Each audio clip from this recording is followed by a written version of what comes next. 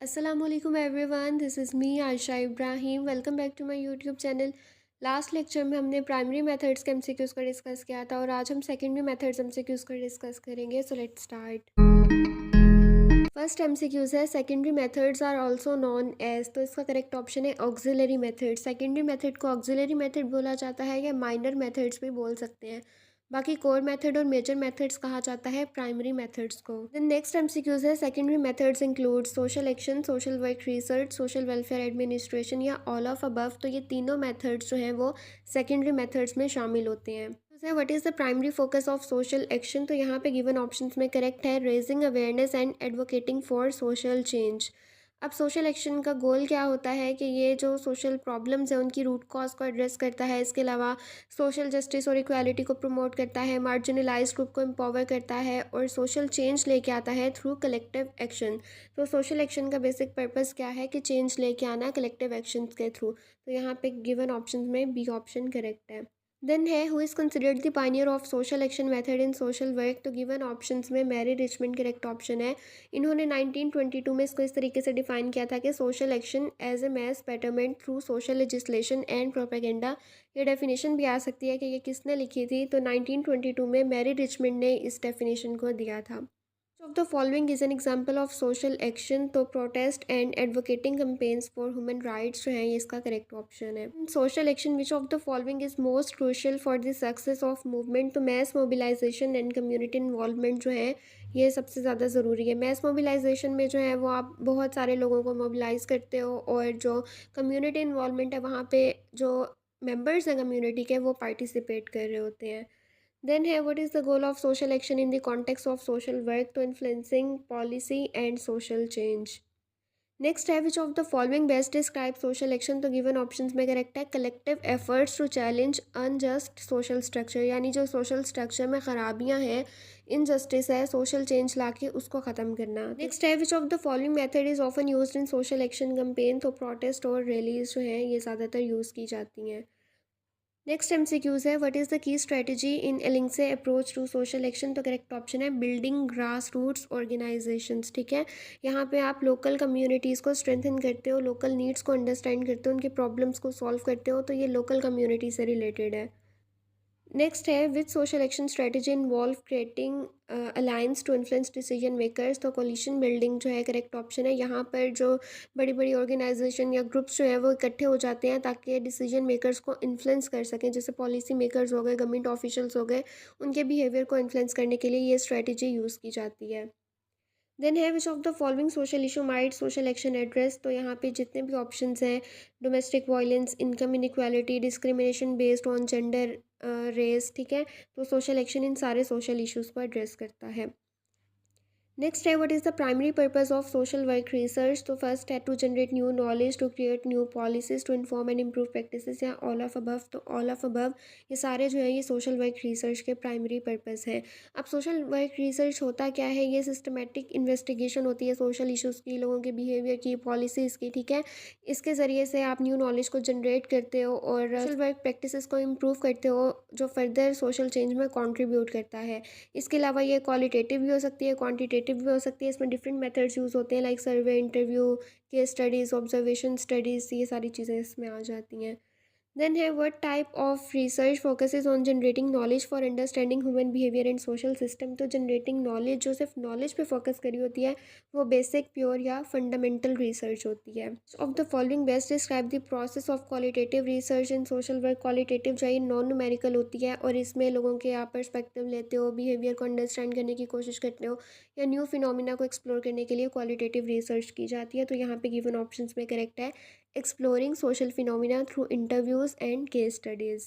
Then है which of the following method is used in quantitative research. तो surveys and statistical analysis जो है quantitative methods में शामिल है. quantitative basically क्या होती है, जो numerical होती है. ठीक है, उसके बाद नेक्स्ट है what is the main focus of evaluation research in social work. तो इवेलुएशन रिसर्च ये होती है कि अगर आपने कोई न्यू प्रोग्राम, पॉलिसी कुछ इम्प्लीमेंट किया है तो उसके रिजल्ट्स देखने के लिए कि वो किस तरीके से परफॉर्म कर रही है, आप इवेलुएशन रिसर्च कंडक्ट करते हो. तो सी ऑप्शन जो है evaluating the effectiveness of program and policies ये करेक्ट ऑप्शन है. नेक्स्ट है which type of social work research involves both the researcher and community working together to solve problems. तो action research correct option है।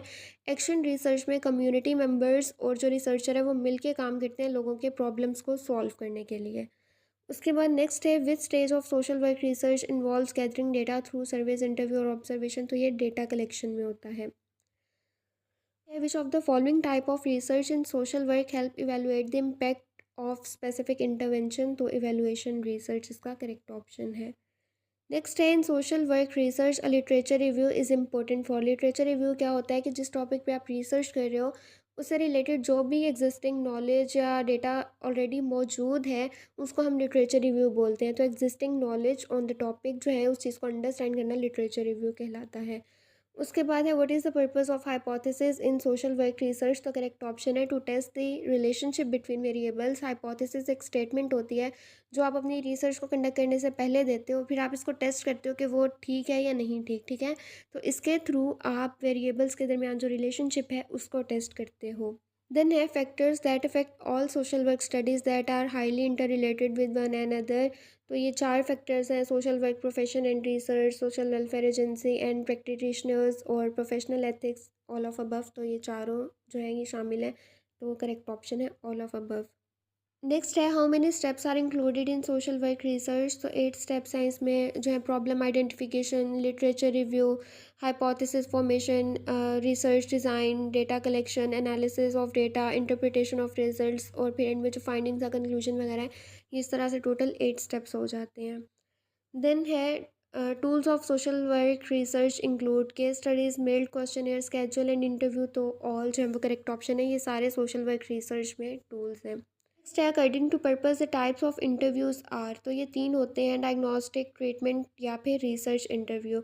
और on the basis of subject matter 3 types होती हैं qualitative, quantitative और mixed. और on the basis of role non directive और focused interview जो है वो 2 टाइप्स होती हैं। देन है what is the main objective of social welfare administration. तो करेक्ट ऑप्शन है to implement social policies for the welfare of society, यानी कि सोसाइटी की वेलफेयर के लिए सोसाइटी में पॉलिसीज़ को इम्प्लीमेंट करना।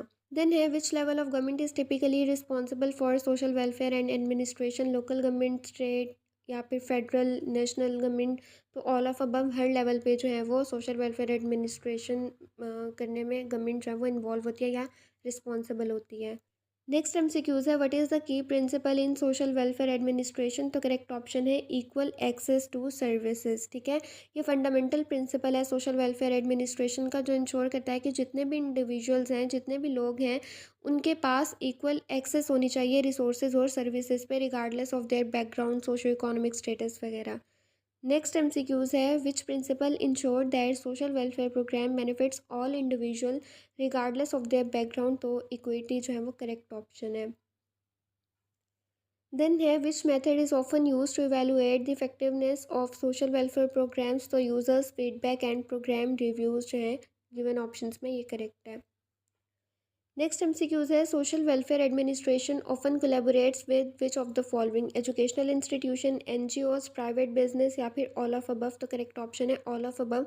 सोशल वेलफेयर एडमिनिस्ट्रेशन जो है वो इन सब से कोलैबोरेट करता है। देन है what does client centered social welfare administration focus on.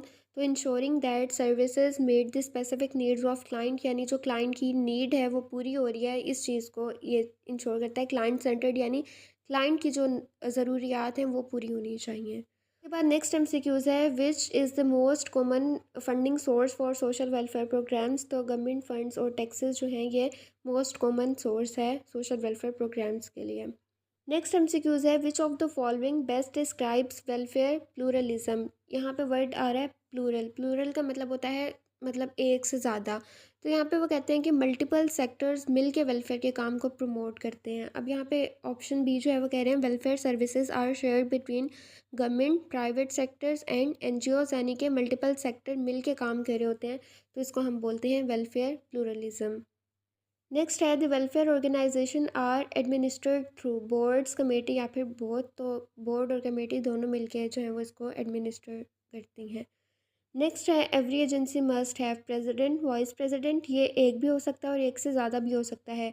Secretary और फोर्थ है ट्रायरर। तो ये चारों चीज़ें जो हैं ये एक एजेंसी में होना ज़रूरी है।